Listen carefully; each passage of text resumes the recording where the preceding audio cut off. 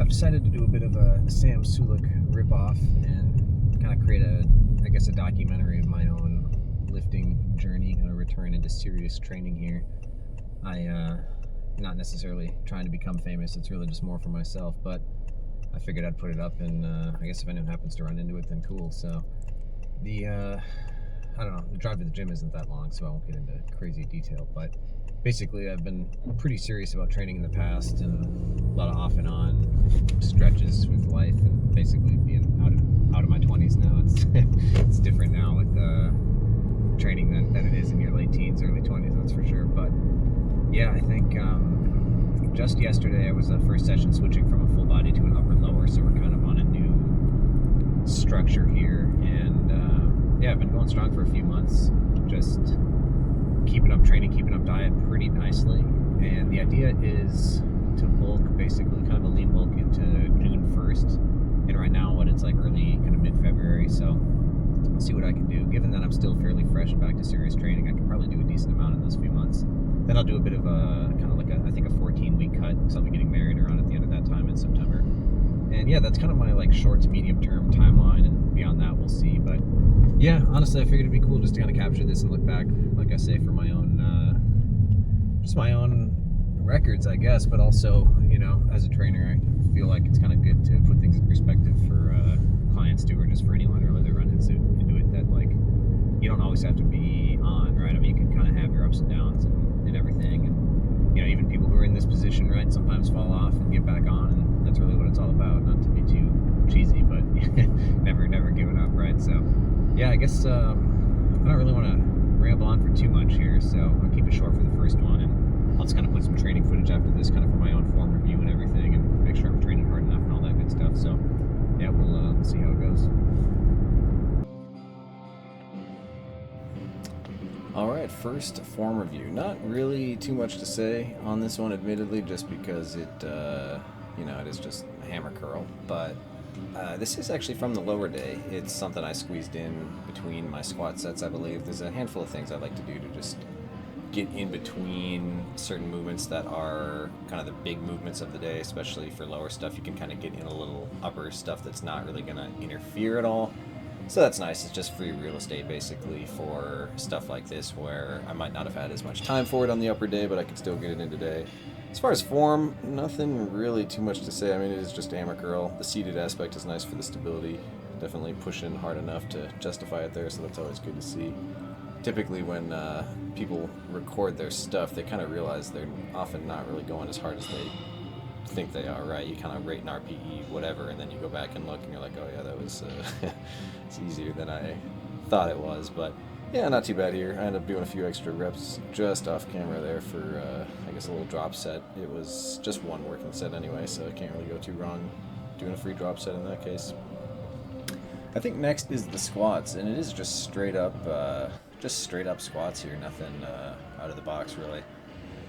There wasn't really anything too stand out that I caught here. It was just my elbows actually were popping up kind of weirdly, which I didn't realize, but that's why we take the form videos, a lot of people kind of get caught up thinking like, oh yeah, my form's good or whatever, but no matter who you are, you pretty much always catch yourself doing some stuff you don't realize you're doing. So besides that, I think it's pretty good balance, knee and hip, good depth, good overall movement and balance, but I ended up kind of tucking my elbows down a bit more on the next set, so I ended up getting pretty happy with it at that point.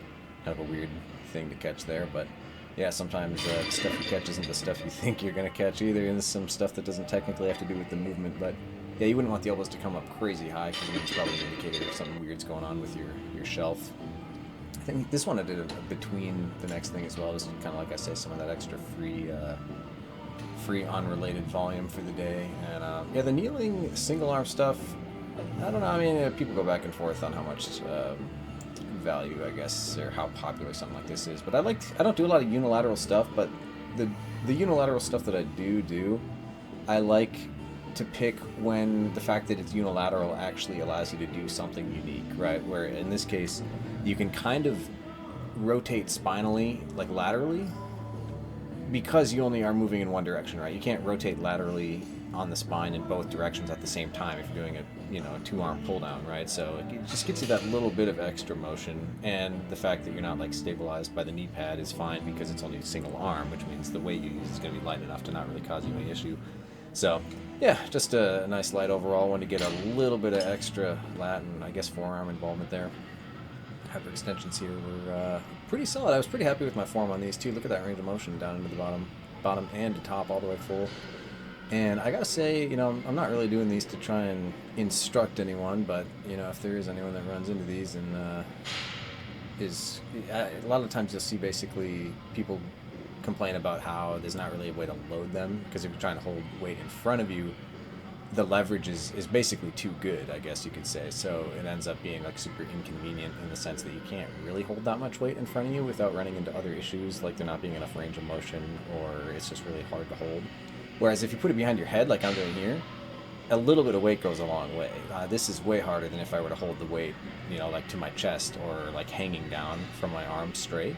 So yeah, basically you can get away with kind of loading the movement longer before you run into those issues if you load it that way. Pretty happy with those too. Now this is kind of a weird one. If you see, like, why do I have a hip circle around my knees? I've always had sort of externally rotated femurs, like they pretty much pop out. When I was a teenager, I would walk like kind of duck feet, right? I'd have like basically a 45 angle on each of my on my feet, and I still would if I didn't make the effort. I'd pretty much have to put a conscious effort into keeping my feet straight. And so same thing here. If I were to just sit on the leg extension and extend my legs freely, my legs would not go forward in line with the machine. So the hip circle basically just keeps my legs together so I can focus on my quads without having to think about that. And honestly, it pretty good set in terms of effort, I gotta say. It doesn't look like a crazy grind at the end, but it stays nice and controlled in full range of motion all the way to the end, so I'll take it. Yeah, I can feel the burn just looking at it. Same thing here with GHRs as the Hypers. Pretty happy with these also in terms of the effort and the range of motion.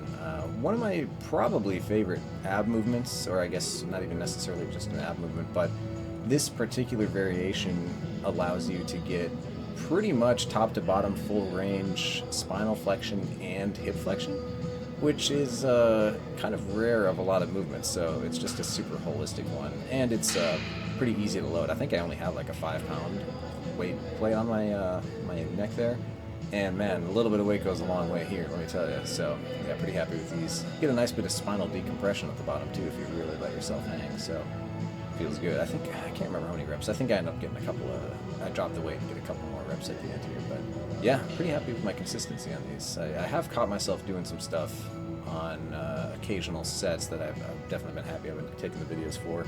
This one I think was pretty good. We'll see how I can't remember which set this is, so we'll see how it goes here.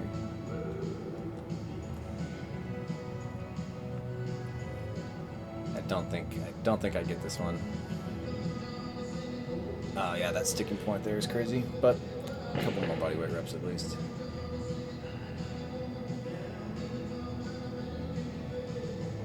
I think I only ended up doing like 2 sets of these total on the day anyway, so wanted to make sure I got my money's worth.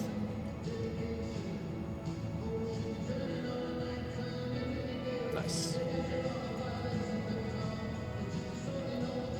I think that was the end of the first day, so these are technically 2 workouts back to back here, just because I didn't do any car talking or anything on the other one. I wanted to just kind of bundle them, but yeah, this is the start of the upper day, so this is after I did that talk at the beginning there. And yeah, I love to do pretty much a rear delt version of something while I'm warming up for bench. So I'll do my bench warm-up set, kind of do one of these, and then kind of go back and forth until I'm ready to do my work sets on bench. And reverse flies, face pulls, other variations of reverse flies, like with the single arm cable, so you can kind of cross the chest a little more, stuff like that. The form I'm pretty happy with on these. I think I caught myself not really going back as far as I could have been, so I missed out on some of the top end range of motion, which is where this machine kind of really shines. So yeah, just another good argument for taking more form videos, because I made sure to correct that on the following sets here. They're pretty good overall, but if I can get more out of it, then why not? Bench with the Buffalo bar as well, which is new for me on this program, and I went a little light, as you can see, but pretty happy with the form, I gotta say. Butt stays down, setup looks stable, I had a bit of asymmetry in the hands. Abby was kind of pointing out to me, making sure I wasn't like rotating the bar too much. The bar actually obviously want to stay perpendicular to my torso. I think I sometimes kind of twist it a little bit as I come down or as I kind of come up from the bottom. So it kind of feels weird to try and fix that because it feels asymmetrical even though it's not. You got to kind of correct how you perceive the straightness of the bar from, you know, while you're lifting it. But pretty happy with the form. I'm also trying to do a slight, almost like a spoto press with the buffalo where you stop just very short of the chest to make sure that I'm not sinking the bar in and rebounding. But yeah, I was pretty happy with that for a technical lift. I did 2 sets of these as far as the recordings go. This one I tried the handles at the width where you can see sort of 2 holes off to the side there, and it ended up being a little narrow. Maybe a bit more lat focused, which I wasn't necessarily after here. You can also see I'm lifting my torso off the pad just a little bit, so yeah, like I say, just another reason to take those videos, because yeah, you can honestly get a lot out of this movement weight-wise if you lift your back up, but that's not really what I'm trying to do, right? You're gonna moving a different joint basically. So yeah, I took this video. The next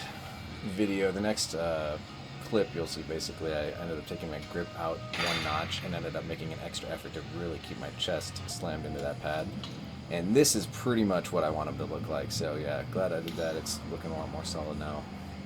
Feels good. Yeah, the chest staying down. It's hard to do, honestly, to override that override that temptation, but when there's a will, there's a way, I guess. And honestly, it doesn't, obviously you can see it's not crazy weight on there, but if you've ever used one of these, you know, a little bit of weight goes a long way for one. And admittedly, I'm just not that strong yet. I'm coming back for, you know, for the long haul, so we'll see where I go. But pretty happy with the stimulus for the day in any case.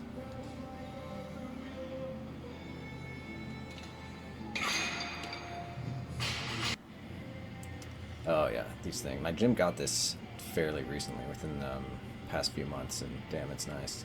Pretty happy with the form too. I think I ended up cutting the range of motion short at the top a little sooner than I would like. I mean, you're gonna have that happen pretty much just because it's kind of a strength profile wise. That's just where you're gonna lose it first. But I probably could have pushed it for a little longer. So.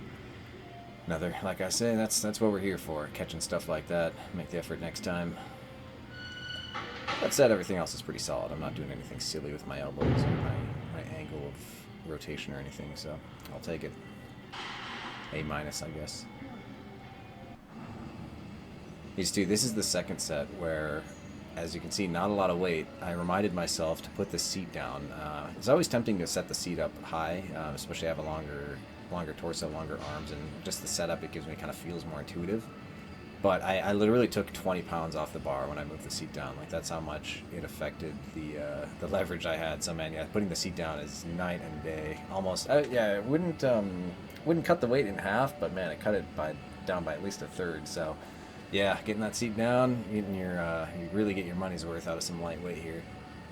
I love the preacher curl though. Probably number 1 bicep movement if I had to pick one. It's up there anyway. Incline dumbbell curl is probably a contender as well. Sometimes I do like these with like dumbbells too, so I can keep a bit more of a supinated grip, but the easy curl's nice. But yeah, that's that for the first one. It's kind of cool to start the journaling process here, and yeah, who knows, maybe I'll keep looking back at these for a long way down and be able to kind of see the journey. It'll be cool.